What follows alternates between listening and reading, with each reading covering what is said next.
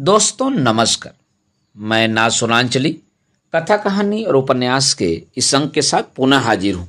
दोस्तों, इस समय हम लोग सुन रहे हैं प्रेमचंद की लिखी हुई कुछ श्रेष्ठ कहानियों का वाचन।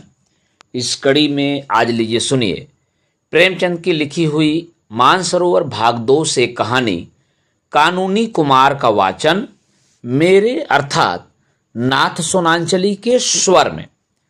मिस्टर कानूनी कुमार एमएलए अपने ऑफिस में समाचार पत्रों, पत्रिकाओं और रिपोर्टों का एक ढेर लिए बैठे हैं। देश की चिंताओं से उनकी देह स्थूल हो गई है। सदैव देशोद्धार की फिक्र में पड़े रहते हैं। सामने पार्क है, उसमें कई लड़के खेल रहे हैं। कुछ पर्दे वाली स्त्रियां भी हैं। फेसिंग के सामने बहुत से भिखमंगे बैठे हैं। एक चाय वाला एक वृक्ष के नीचे चाय बेच रहा है। कानूनी कुमार, आप ही आप। देश की दशा कितनी खराब होती चली जाती है। गवर्नमेंट कुछ नहीं करती, बस दावतें खाना और मौज उड़ाना उसका काम है। पार्क की ओर देखकर यह कोमल कुमार सिगरेट पी रहे हैं। शोक, महाशोक। कोई कुछ नहीं कहता, कोई इसको रोकने की कोशिश भी नहीं करता।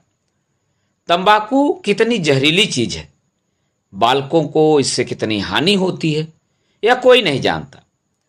तंबाकू की रिपोर्ट देखकर रोंगटे खड़े हो जाते हैं। जितने बालक अपराधी होते हैं उनमें 75% सैकड़े सिगरेट बाज होते हैं। बड़ी भयंकर दशा है। हम क्या करें? लाख स्पीचें दो, कोई सुनता ही नहीं। इसको कानून से रोकना चाहिए, नहीं तो अनर्थ हो जाएगा। कागज पर नोट करता है, तंबाकू बहिष्कार बिल पेश करूंगा। काउंसिल खुलते ही यह बिल पेश कर देना चाहिए। एक क्षण के बाद फिर पार्क की ओर ताकता है और पर्देदार महिलाओं को घास पर बैठे देखकर लंबी सांस लेता है। गजब है, गजब है। कितना घोर अन्याय, कितना पाशविक व्यवहार। यह कोमलांगी सुंदरियां चादर में लिपटी हुई कितनी भद्दी, कितनी फूहड़ मालूम होती हैं। अभी तो देश का यह हाल हो रहा है। रिपोर्ट देखकर स्त्रियों की मृत्यु संख्या बढ़ रही है। तपेदिक उछलता चला आता है। प्रसूत की बीमारी आंधी की तरह चढ़ी आती है और हम हैं कि आंखें बंद किए हुए पड़े हैं। बहुत जल्दी ऋषियों की यह भूमि, यह वीर प्रसवनी जननी रसातल को चली जाएगी। इसका कहीं निशान भी न रहेगा।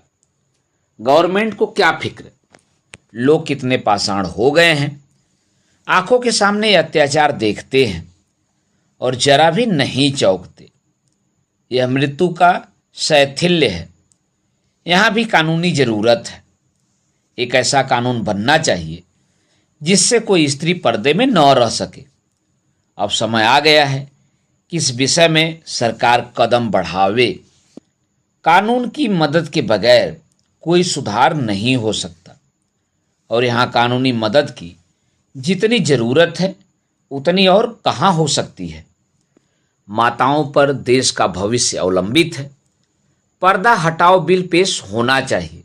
जानता हूँ बड़ा विरोध होगा, लेकिन गवर्नमेंट को साहस से काम लेना चाहिए।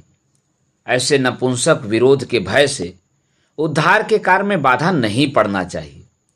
कागज पर नोट करता है, यह बिल भी असेंबली के खुलते ही पेश कर देना चाहिए। बहुत विलंब हो चुका, अब विलंब की गुंजाइश नहीं, वरना मरीज का अंत हो जाएगा। मसौदा बनाने लगता है, हेतु और उद्देश्य। सहसा एक भिक्षुक सामने आकर पुकारता है, जय हो सरकार की, लक्ष्मी फूलें फलें। कानूनी, हट जाओ। यू सुअर, कोई काम क्यों नहीं करता? भिक्षुक, बड़ा धर्म होगा सरकार, मारे भूख के आंखों तले अंधेरा। कानूनी, चुप रहो सुअर, हट जाओ सामने से, अभी निकल जाओ, बहुत दूर निकल जाओ। मसौदा छोड़कर फिर आप ही आप। यह ऋषियों की भूमि आज भिक्षुकों की भूमि हो रही है। जहां देखिए वहां रेवड़ के रेवड़ और दल के दल भिखारी। यह गवर्नमेंट की लापरवाही की बरकत है। इंग्लैंड में कोई भिक्षुक भीख नहीं मांग सकता, पुलिस पकड़कर काल कोठरी में बंद कर दे। किसी सभ्य देश में इतने भिखमंगे नहीं हैं। यह पराधीन गुलाम भारत है, जहां ऐसी बातें इस 20वीं सदी में भी संभव है। उफ, कितनी शक्ति का अपव्यय हो रहा है। रिपोर्ट निकाल कर, ओह, 50 लाख आदमी केवल भिक्षा मांगकर गुजर करते हैं। और क्या ठीक है कि संख्या इसकी दुगनी न हो?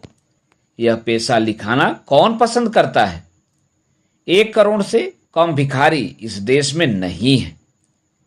यह तो भिखारियों की बात हुई जो द्वार द्वार झोली लिए घूमते हैं।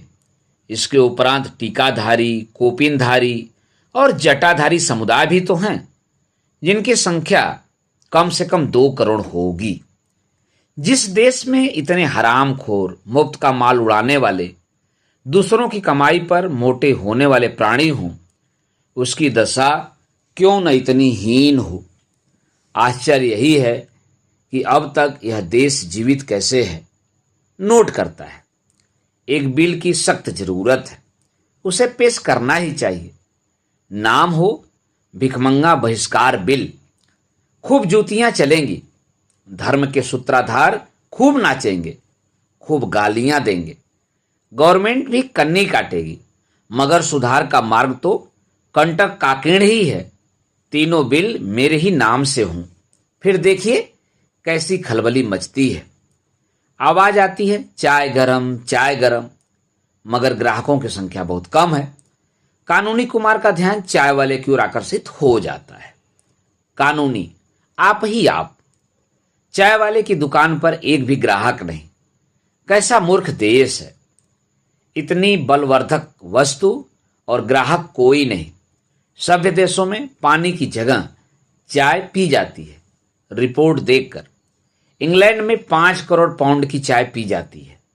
इंग्लैंड वाले मूर्ख नहीं हैं, उनका यह संसार पर आधिपत्य है। इसमें चाय का कितना बड़ा भाग है, कौन इसका अनुमान कर सकता है। यहां बेचारा चाय वाला खड़ा है और कोई उसके पास नहीं फटकता। चीन वाले चाय पी पीकर स्वाधीन हो गए, मगर हम चाय न पिएंगे। क्या अकल है। गवर्नमेंट का सारा दोष है। कीटों से भरे हुए दूध के लिए इतना शोर मचता है, मगर चाय को कोई नहीं पूछता, जो कीटों से खाली, उत्तेजक और पुष्टिकारक है। सारे देश की मति मारी गई है। नोट करता है, गवर्नमेंट से प्रश्न करना चाहिए। असेंबली खुलते ही प्रश्नों का तांता बांध दूंगा। प्रश्न क्या, गवर्नमेंट बताएगी कि गत 5 सालों में भारतवर्ष में चाय की खपत कितनी बढ़ी है और उसका सर्वसाधारण में प्रचार करने के लिए गवर्नमेंट ने क्या कदम लिए हैं। एक रमणी का प्रवेश, कटे हुए केस, आड़ी मांग, पारसी रेशमी साड़ी, कलाई पर घड़ी, आंखों पर ऐनक, पांव में ऊंची एड़ी का लेडी शू, हाथ में एक बटुआ लटकाए हुए, साड़ी में ब्रूच है, गले में मोतियों का हार। कानूनी, हेलो मिसेज बोस, आप खूब आए। कहिए किधर से सैर हो रही है। अब की तो आलोक में आपकी कविता बड़ी सुंदर थी, मैं तो पढ़कर मस्त हो गया। इस नन्हे से हृदय में इतने भाव कहां से आ जाते हैं, मुझे आश्चर्य होता है। शब्द विन्यास की तो आप रानी हैं। ऐसे ऐसे चोट करने वाले भाव आपको कैसे सूझ जाते हैं। मिसेस बोस, दिल जलता है तो उसमें आपसे आप धुएं के बादल निकलते हैं। जब तक स्त्री समाज पर पुरुषों का अत्याचार रहेगा, ऐसे भावों की कमी न रहेगी। कानूनी, क्या इधर कोई नई बात हो गई। बोस, रोज ही तो होती रहती है। मेरे लिए डॉक्टर बोस की आज्ञा नहीं कि किसी से मिलने जाओ या कहीं सैर करने जाओ।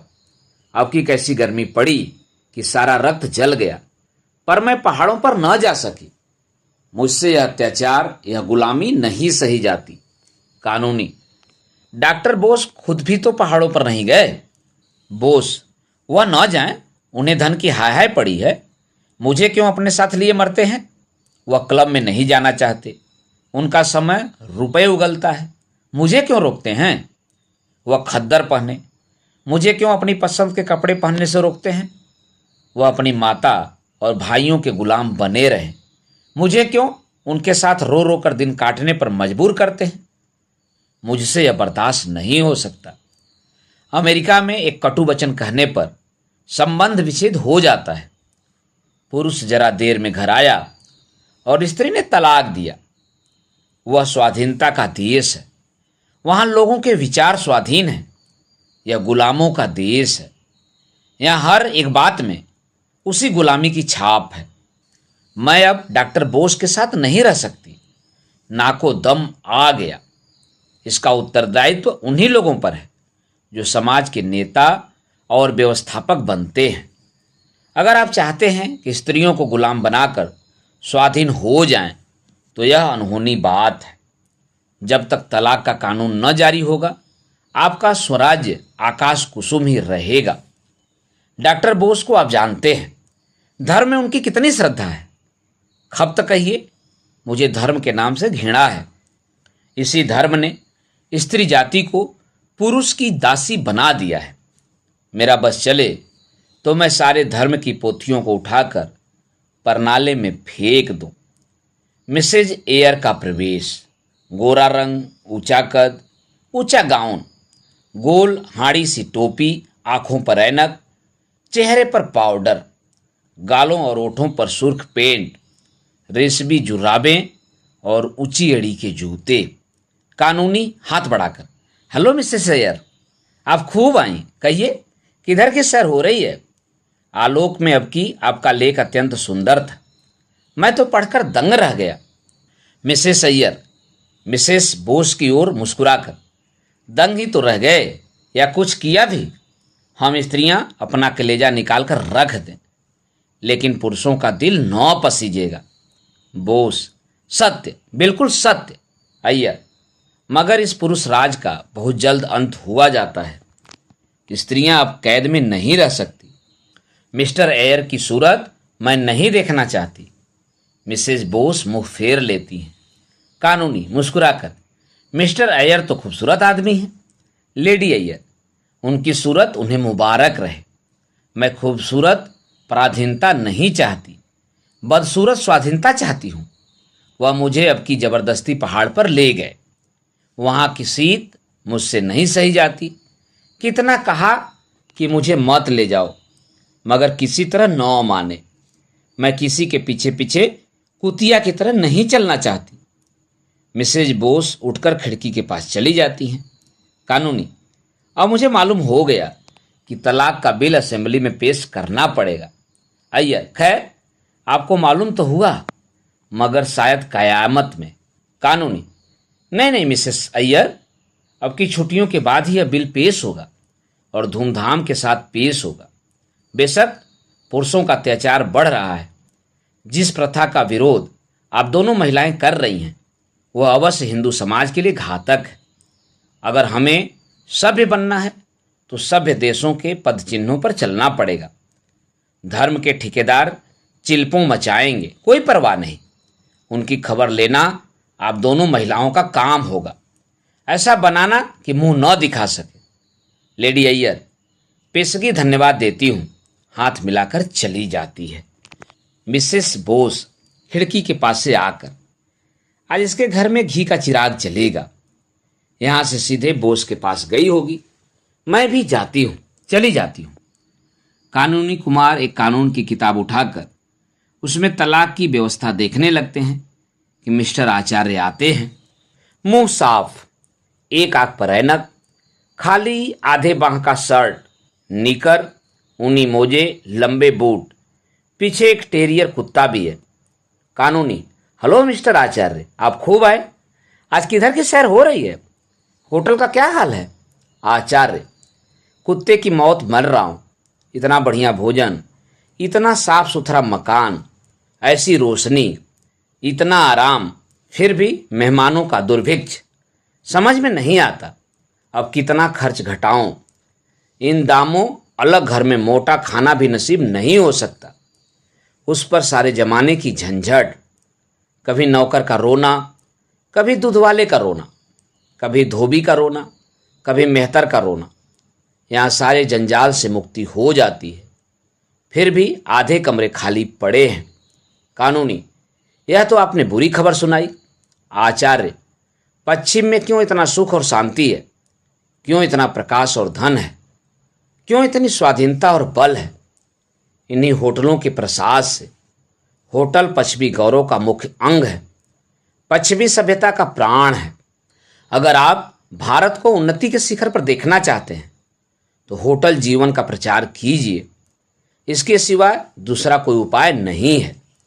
जब तक छोटी छोटी घरेलू चिंताओं से मुक्ति न हो जाएगी, आप उन्नति कर ही नहीं सकते। राजों रईसों को अलग घरों में रहने दीजिए, वह एक की जगह 10 खर्च कर सकते हैं। मध्यम श्रेणी वालों के लिए होटल के प्रचार में ही सब कुछ है। हम अपने सारे मेहमानों की फिक्र अपने सिर लेने को तैयार हैं। फिर भी जनता की आंखें नहीं खुलती। इन मूर्खों की आंखें उस वक्त तक न खुलेंगी जब तक कानून न बन जाए। कानूनी गंभीर भाव से: हाँ, मैं सोच रहा हूँ। जरूर कानून से मदद लेनी चाहिए।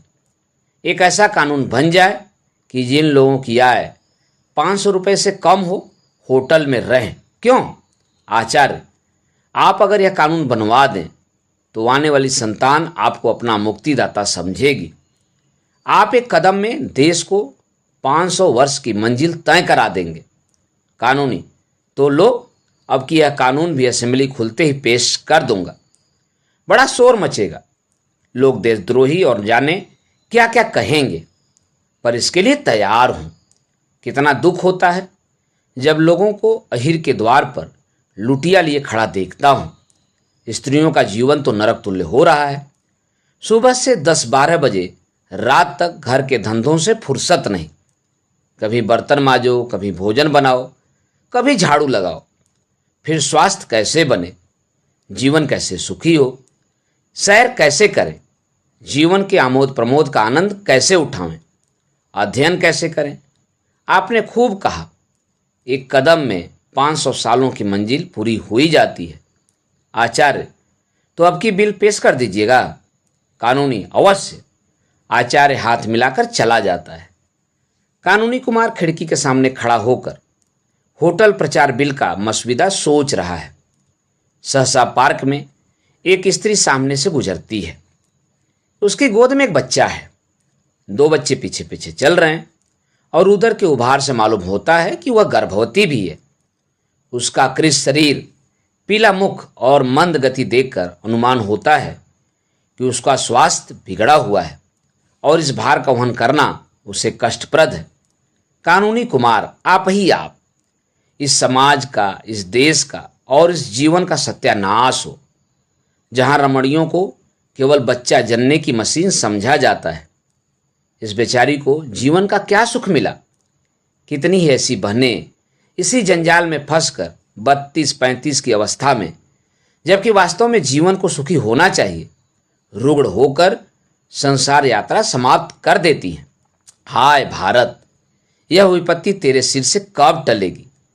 भारत में ऐसे ऐसे पाषाण हृदय मनुष्य पड़े हुए हैं जिन्हें इस दुखारियों पर जरा भी दया नहीं आती। ऐसे अंधे, ऐसे पाषाण, ऐसे पाखंडी समाज को, जो स्त्री को अपनी वासनाओं की वेदी पर बलिदान करता है, कानून के सिवा और किस विधि से सचेत किया जाए? और कोई उपाय ही नहीं है। नर हत्या का जो दंड है वही दंड ऐसे मनुष्यों को मिलना चाहिए। मुबारक होगा वह दिन जब भारत में इस नासनी प्रथा का अंत हो जाएगा। स्त्री का मरण, बच्चों का मरण और जिस समाज का जीवन ऐसी संतानों पर आधारित हो उसका मरण, ऐसे बदमाशों को क्यों न दंड दिया जाए? कितने अंधे लोग हैं। बेकारी का यह हाल है कि भरपेट किसी को रोटियां नहीं मिलती, बच्चों को दूध स्वप्न में भी नहीं मिलता, और ये अंधे हैं कि बच्चे पर बच्चे पैदा करते जाते हैं। संतान निग्रह बिल की जितनी जरूरत है इस देश को, उतनी और किसी कानून की नहीं। असेंबली खुलते ही यह बिल पेश करूंगा। प्रलय हो जाएगा यह जानता हूं, पर और उपाय ही क्या है? 2 बच्चों से ज्यादा जिसके हों उसे कम से कम 5 वर्ष की कैद, उसे 5 महीने से कम की काल कोठरी न हो। जिसकी आमदनी 100 रुपये से कम हो, उसे संतानोत्पत्ति का अधिकार ही न हो। हाल में बिल के बाद की अवस्था का आनंद लेकर कितना सुखमय जीवन हो जाएगा।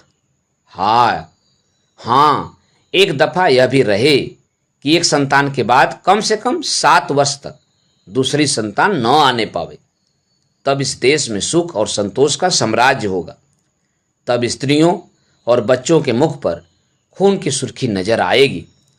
तब मजबूत हाथ पांव और मजबूत दिल और जिगर के पुरुष उत्पन्न होंगे। मिसेज कानूनी कुमार का प्रवेश। कानूनी कुमार जल्दी से रिपोर्टों और पत्रों को समेट लेता है और एक उपन्यास खोलकर बैठ जाता है। मिसेस कानूनी कुमार, क्या कर रहे हो? वही धुन। कानूनी कुमार, उपन्यास पढ़ रहा हूं। मिसेस कानूनी कुमार, तुम सारी दुनिया के लिए कानून बनाते हो, एक कानून मेरे लिए भी बना दो। इससे देश का जितना बड़ा उपकार होगा उतना और किसी कानून से न होगा। तुम्हारा नाम अमर हो जाएगा और घर घर में तुम्हारी पूजा होगी। कानूनी कुमार, अगर तुम्हारा ख्याल है कि मैं नाम और यश के लिए देश की सेवा कर रहा हूं, तो मुझे यही कहना पड़ेगा कि तुमने मुझे रत्ती भर भी नहीं समझा। मिसेस कानूनी कुमार, नाम के लिए काम कोई बुरा काम नहीं है। तुम्हें यश की आकांक्षा हो तो मैं उसकी निंदा न करूंगी, भूल कर भी नहीं। मैं तुम्हें एक ऐसी ही तदबीर बता दूंगी जिससे तुम्हें इतना यश मिलेगा कि तुम ऊब जाओगे। फूलों की इतनी वर्षा होगी कि तुम उसके नीचे दब जाओगे। गले में इतने हार पड़ेंगे कि तुम गर्दन सीधी न कर सकोगे। कानूनी कुमार, उत्सुकता को छिपाकर, कोई मजाक की बात होगी। देखो मिन्नी, काम करने वाले आदमी के लिए इससे बड़ी दूसरी बाधा नहीं है कि उसके घर वाले उसके काम की निंदा करते हों। मैं तुम्हारे इस व्यवहार से निराश हो जाता हूं। मिसेस कानूनी कुमार, तलाक का कानून तो बनाने जा रहे हो, अब क्या डर है? कानूनी कुमार, फिर वही मजाक। मैं चाहता हूं तुम इन प्रश्नों पर गंभीर विचार करो। मिसेस कानूनी कुमार, मैं बहुत गंभीर विचार करती हूं। सच मानो, मुझे इसका दुख है कि तुम मेरे भावों को नहीं समझते। मैं इस वक्त तुमसे जो बात करने जा रही हूं उसे मैं देश की उन्नति के लिए आवश्यक ही नहीं, परम आवश्यक समझती हूं। मुझे इसका पक्का विश्वास है। कानूनी कुमार, पूछने की हिम्मत तो नहीं पड़ती, अपनी झेप मिटाने के लिए हंसता है। मिसेस कानूनी कुमार, मैं खुद ही कहने आई हूं, हमारा वैवाहिक जीवन कितना लज्जास्पद है। तुम खूब जानते हो, रात दिन रगड़ा झगड़ा मचा रहता है। कहीं पुरुष स्त्री पर हाथ साफ कर लेता है, कहीं स्त्री पुरुष की मूंछों के बाल नोचती है। हमेशा एक न एक गुल खिला ही रहता है। कहीं एक मुंह फुलाए बैठा है, कहीं दूसरा घर छोड़कर भाग जाने की धमकी दे रहा है। कारण जानते हो क्या है? कभी सोचा है? पुरुषों की रसिकता और कृपणता, यही दोनों ऐब मनुष्यों के जीवन को नरक तुल्य बनाए हुए हैं। जिधर देखो अशांति है, विद्रोह है, बाधा है। साल में लाखों हत्याएं इन्हीं बुराइयों के कारण हो जाती हैं। लाखों स्त्रियां पतित हो जाती हैं। पुरुष मद्य सेवन करने लगते हैं। यह बात है या नहीं? कानूनी कुमार, बहुत सी बुराइयां ऐसी हैं जिन्हें कानून नहीं रोक सकता। मिसेस कानूनी कुमार, कहा मारकर, अच्छा, क्या आप भी कानून की अक्षमता स्वीकार करते हैं? मैं यह नहीं समझती थी। मैं तो कानून को ईश्वर से ज़्यादा सर्वव्यापी, सर्वशक्तिमान समझती हूँ। कानूनी कुमार, फिर तुमने मजाक शुरू किया। मिसेस कानूनी कुमार, अच्छा लो, कान पकड़ती हूँ, अब न हंसूंगी। मैंने उन बुराइयों को रोकने का एक कानून सोचा है। उसका नाम होगा दंपत्ति सुख शांति बिल। उसकी 2 मुख्य धाराएं होंगी और कानूनी बारीकियां तुम ठीक कर लेना। एक धारा होगी कि पुरुष अपनी आमदनी का आधा बिना कान पूछ हिलाए स्त्री को दे दे। अगर न दे तो 5 साल कठिन कारावास और 5 महीने काल कोठरी। दूसरी धारा होगी 15 से 50 तक के पुरुष घर से बाहर न निकलने पावे। अगर कोई निकले तो 10 साल कारावास और 10 महीने काल कोठरी। बोलो मंजूर है? कानूनी कुमार, गंभीर होकर, असंभव, तुम प्रकृति को पलट देना चाहती हो। कोई पुरुष घर में कैदी बनकर रहना स्वीकार न करेगा। मिसेस कानूनी कुमार, वह करेगा और उसका बाप करेगा। पुलिस डंडे के जोर से कराएगी, न करेगा तो चक्की पीसनी पड़ेगी। करेगा कैसे नहीं? अपनी स्त्री को घर की मुर्गी समझना और दूसरी स्त्रियों के पीछे दौड़ना क्या खाला जी का घर है? तुम अभी इस कानून को अस्वाभाविक समझते हो। मत घबराओ, स्त्रियों का अधिकार होने दो। यह पहला कानून न बन पावे तो कहना कि कोई कहता था। स्त्री एक एक पैसे के लिए तरसे और आप गुलछर्रे उड़ाएं। दिल लगी है। आधी आमदनी स्त्री को दे देनी पड़ेगी, जिसका उससे कोई हिसाब न पूछा जा सकेगा। कानूनी कुमार, तुम मानो समाज को मिट्टी का खिलौना समझती हो। मिसेस कानूनी कुमार, कदापि नहीं। मैं यही समझती हूं कि कानून सब कुछ कर सकता है, मनुष्य का स्वभाव भी बदल सकता है। कानूनी कुमार, कानून यह नहीं कर सकता। मिसेस कानूनी कुमार, कर सकता है। कानूनी कुमार, नहीं कर सकता। मिसेस कानूनी कुमार, कर सकता है। अगर वह जबरदस्ती लड़कों को स्कूल भेज सकता है, अगर वह जबरदस्ती विवाह की उम्र नियत कर सकता है, अगर वह जबरदस्ती बच्चों को टीका लगवा सकता है, तो वह जबरदस्ती पुरुषों को घर में बंद भी कर सकता है। उसकी आमदनी का आधा स्त्रियों को दिला भी सकता है। तुम कहोगे पुरुषों को कष्ट होगा। जबरदस्ती जो काम कराया जाता है उसमें करने वाले को कष्ट होता ही है। तुम उस कष्ट का अनुभव नहीं करते, इसीलिए वह तुम्हें नहीं अखरता। मैं यह नहीं कहती कि सुधार जरूरी नहीं है। मैं भी शिक्षा का प्रचार चाहती हूँ। मैं भी बाल विवाह बंद करना चाहती हूँ। मैं भी चाहती हूँ कि बीमारियां न फैलें, लेकिन कानून बनाकर जबरदस्ती यह सुधार नहीं करना चाहती।